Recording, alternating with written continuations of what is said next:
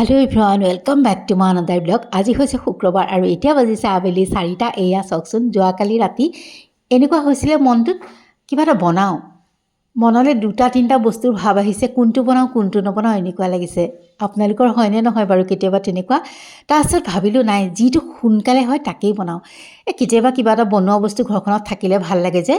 তাৰপিছতে বোলো চেনি অকণমান কেৰামেল কৰি লওঁ, কি বনাওঁ ব'লকচোন দেখাই থাকোঁ।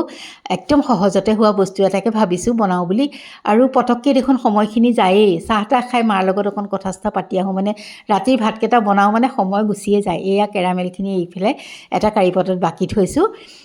তাৰপাছতে ব'লক অন্য এটা চচপেন গেছত উঠাই লওঁ, আৰু তাতে এতিয়া মই 1 কাপ গাখীৰ দিছোঁ, আৰু অকণমান ইয়াতে মই অকণ চেনিও দিম। প্ৰথমতে বাৰু এইফালে মই বাতিটোত অকণমান কাষ্টাৰ্ড ঘুটি লৈছোঁ, 2.5 চামুচ কাষ্টাৰ্ড দিছিলোঁ।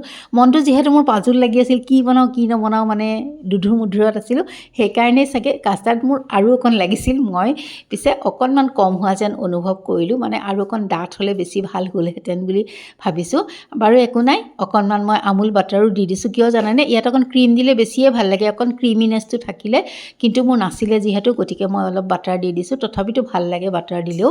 আৰু এয়া মই চাওকচোন কাষ্টাৰ্ডখিনি হৈয়ে গ'ল, আৰু এয়া এতিয়া মই কেৰামেলখিনিৰ ওপৰত গৰম গৰম কাষ্টাৰ্ডখিনি বাকি থৈ দিম। গমটো পাইছেই, সকলোৱে জানে এইটো কেৰামেল পুডিং বুলিও ক'ব পাৰে, কাষ্টাৰ্ড পুডিং বা কেৰামেল কাষ্টাৰ্ড এনেকুৱা হিচাপতো।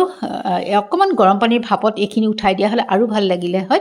এওঁ আকৌ মাতি আছে, আহা মহাদেৱ চাওঁ। তাৰপাছতে মই বোলো এনেকেই ভৰাই থৈ দিওঁ, অকণমান ঠাণ্ডা হ'লত ভৰাই থৈ দিলোঁ। আৰু একেবাৰে আহক আজি ৰাতিপুৱাটোলৈ আহোঁ। আজি ৰাতিপুৱাটো উঠাৰ পৰাই মানে এয়া হৈছে, ৰিয়াৰ আজি ফ্লাইট আছিল ৰাতিপুৱাতে 8টা বজাতে, কিন্তু ফ্লাইটখন কেঞ্চেল হ'ল, আবেলি 3টাতহে আহিব পাৰিব। গতিকে দিনৰ সাজটো মই গোটেই কৰ্তনেই কৰি পেলালোঁ। মচো তাইও আহক, একেলগে এসাঁজ ভালকৈ ৰান্ধি খাম। তাই মানে আহিব বুলি যিহেতু দুপৰীয়া ভাত সাজ একেলগে খাম বুলি ভাবি আছিলোঁ, গতিকে তাই আহিব নোৱাৰিলে, দুপৰীয়া নাপালেহি। গতিকে বোলো এওঁক কাঁহীখনকে অকণমান দেখাই দিওঁ, কি কৰোঁ কি নকৰোঁ। ল'ৰা ছোৱালী ক'ৰবাত মানে আহিম বুলি ভাবি থাকিলে আকৌ নাহাৰিলে মনটো বহুত বেয়া লাগে, সেইবিলাক হয়েই আৰু।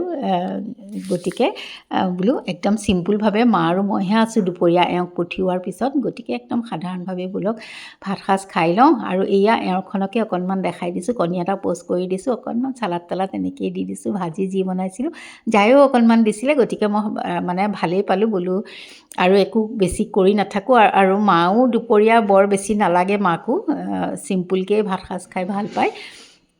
তাৰপাছতে এওঁৰ টিফিন পানী সেইবিলাক ৰেডি কৰি দিছোঁ, কাৰণ এওঁ ওলাই ৰেডি হৈয়ে আছিলে। মোৰহে অকণ দেৰি লাগি গৈছিলে, তাইৰ লগত ফোন চোন কৰি থাকোঁতে সময় বহুত গুচি গৈছিলে। আৰু এয়া এইফালে এওঁ গ'ল, আৰু তাৰপিছত ভাবিছোঁ এই মিস্ত্ৰী দুজন আছে, একেবাৰে চাহ দুকাপ দি পেলাই লেঠাটো মাৰি থৈ দিওঁ, আৰু তাৰপিছত মই দুপৰীয়াৰ যি য'ত আছে কৰি লওঁ।